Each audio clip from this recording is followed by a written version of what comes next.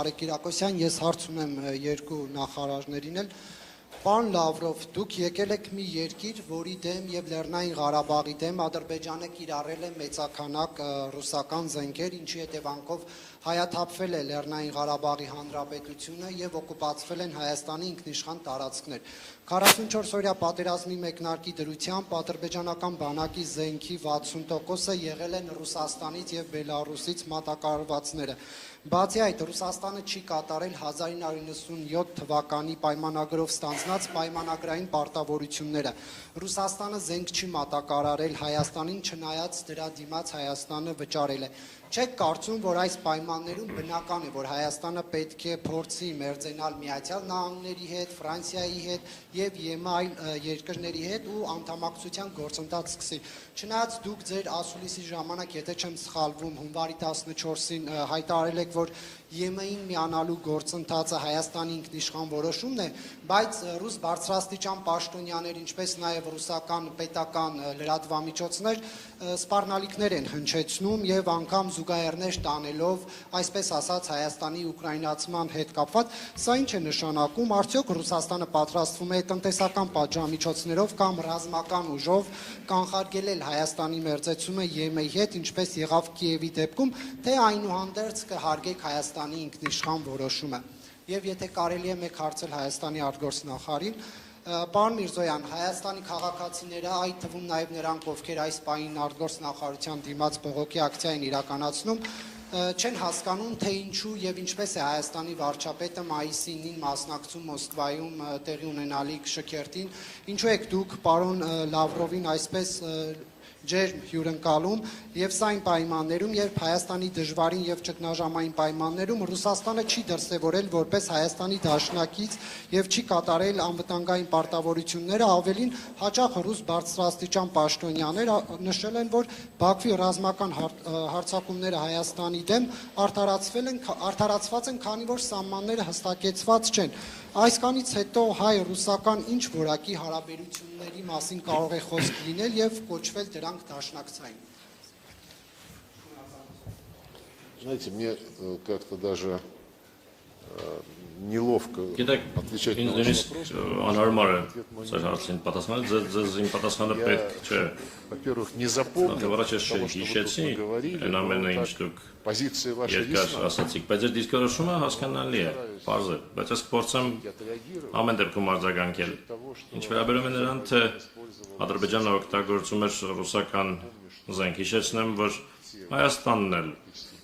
Գրեթե բոլոր տարիներին անկախություն ձեռք բերելուց հետո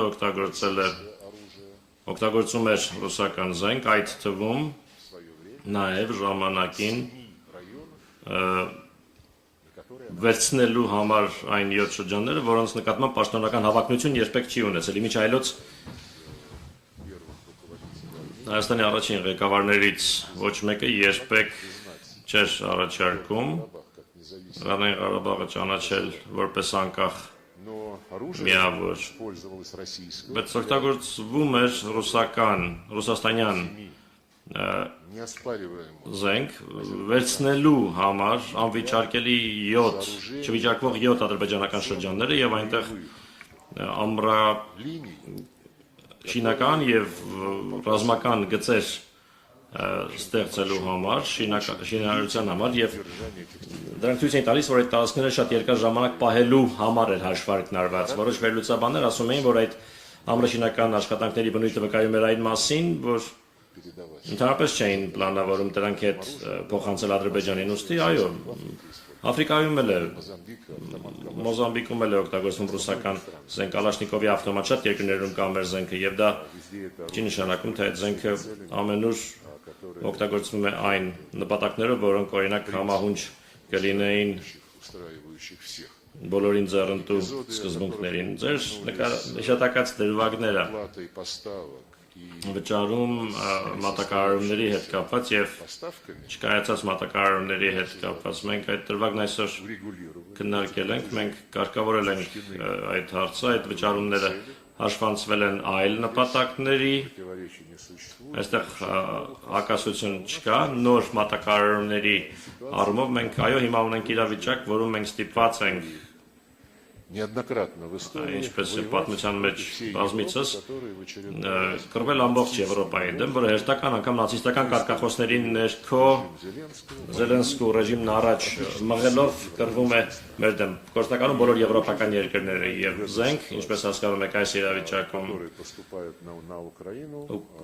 որը очень много. Оно հասնում է Ուկրաինա շատ է, ժամանակակից զենք է եւ այդ զենքը մեր պատասխանն է պահանջում եւ մեր հայ բարեկամները համոզված են մեզ հասկանում են, որ նման իրավիճակներում մենք չենք կարող մեր բոլոր պարտավորությունները ժամկետում կատարել, բայց անգամ այդ իրավիճակում систем законтрактовано. բոլոր հայ գործընկերների հետ պայմանագրերով նախատեսված համակարգերը փոխանցվում են եւ մենք այդ պրակտիկան կշարունակենք։ Ինչ վերաբերում է Закупки оружия в других այլ странах, երկրներում զենքի գնումներին, որևէ խնդիր չկա։ Դա մեր հայ բարեկամների ընտրությունն է, եթե իրենք ցանկանում են ունենալ ֆրանսիական բազա дополнительных поставок. լրացուցիչ մատակարարների համար, խնդրեմ, եթե որևէ այլ երկրի, խնդրեմ, մենք որևէ բան չենք պարտադրելու, բայց իհարկե, երբ դաշնակիցը հիմնվում է Страны, как Франция, Ֆրանսիայի նման երկրից ռազմական մատակարարների վրա, որը գլխավորում է, այդ երկերը գլխավորում է ճշնամական ճամբարը եւ անձամբ նախագահ Մակրոնը եւ իր բոլոր նախարարները պարզապես ատելություն են շնչում Ռուսաստանի նկատմամբ из-за которой եւ համարում են, որ այն միակ խնդիրն է Ուկրաինայի հակամարտության չլուծման համար, բայց իրենք լուծում ասելով հասկանում են հրադադար առանց որևէ պայմանների առնվազն մեկ ամսով կամ ավելի երկար ժամկետով, որովհետեւ մենք կարողանանք հանգիստ միջավայրում լրազինել Ուկրաինային, որ Ուկրաինան կարողանա իր պաշտպանական դիրքերը ուժեղացնել։ Ինձ որում այդ կոչերը առանց պայմանների հրադադարի մասին հնչեցվում են совершенно другой позиции. մի քանի տարի լրիվ այլ դիրքորոշում ունենալուց հետո, որը ձևակերպում էին Եվրոպական միությունը եւ ՆԱՏՕ-ի անդամները, իսկ իրենք ասում էին երկար տարիներ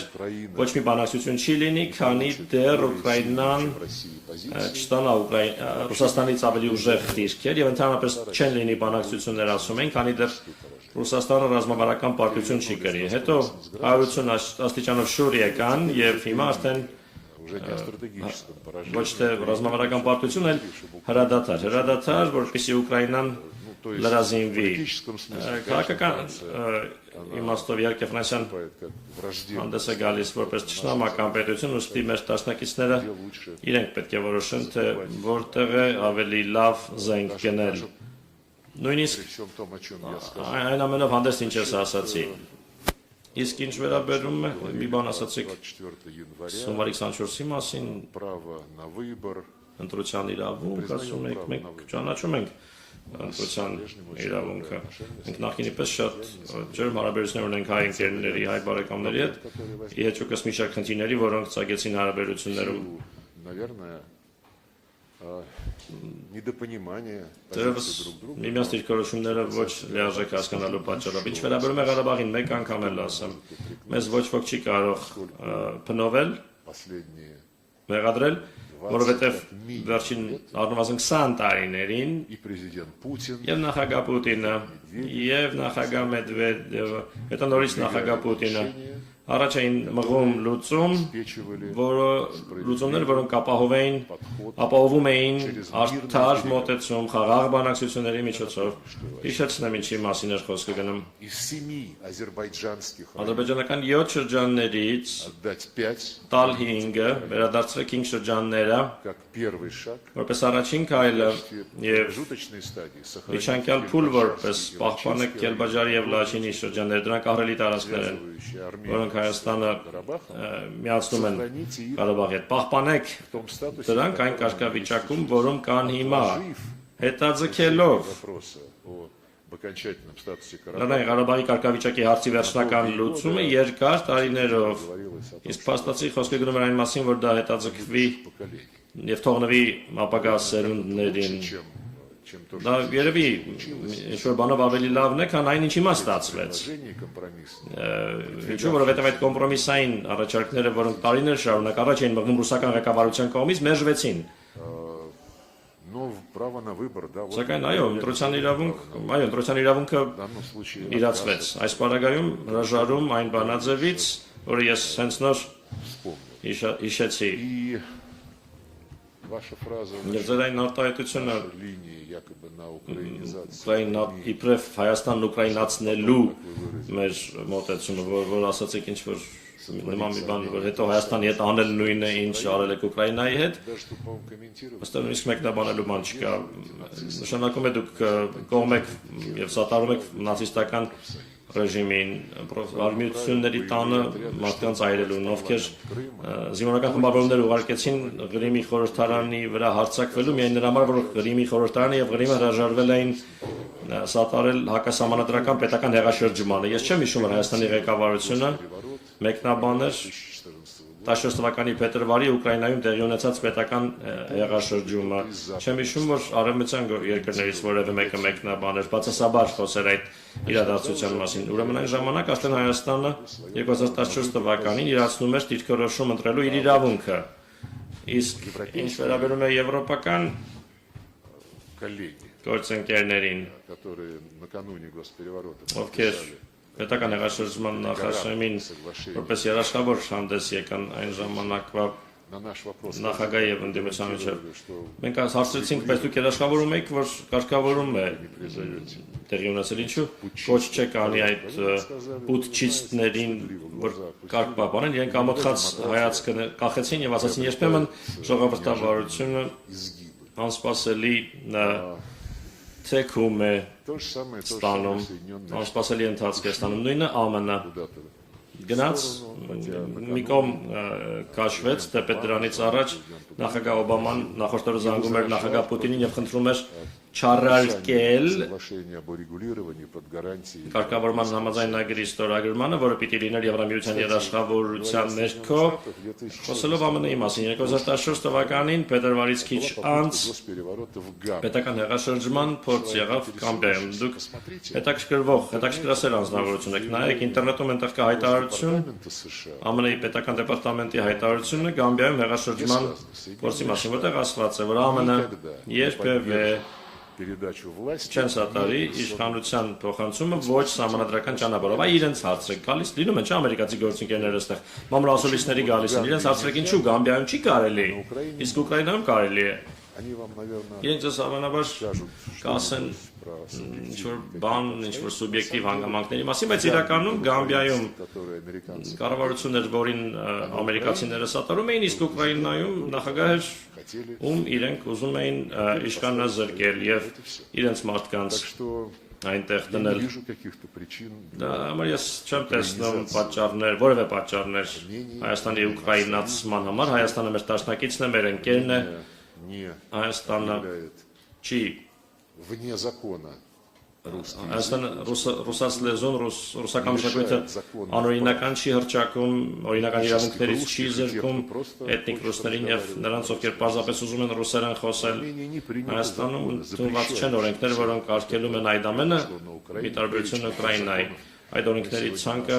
нашим այսօր друзьям передали. մենք փոխանցեցինք մեր ընկերներին, Ни в одной стране որևէ տեղ, որևէ нет երկրում запрета չկա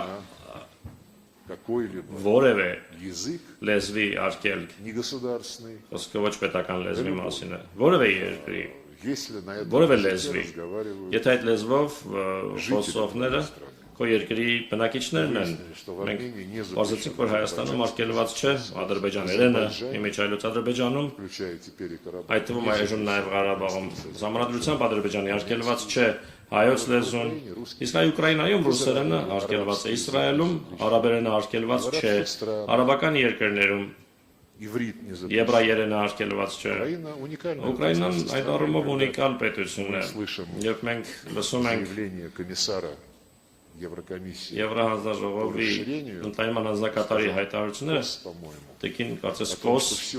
ասում է իբրև ամբողջ Ուկրաինան կատարել է բոլոր նախնական պայմանները եւ կարելի է սկսել անդամակցության բանակցությունները на фоне того, что եւ այն фон дер Ляйен բանի ֆոնի, որ Ուրսուլա ֆոն դեր Լայնը, Կայա Կալասը եւ մյուսները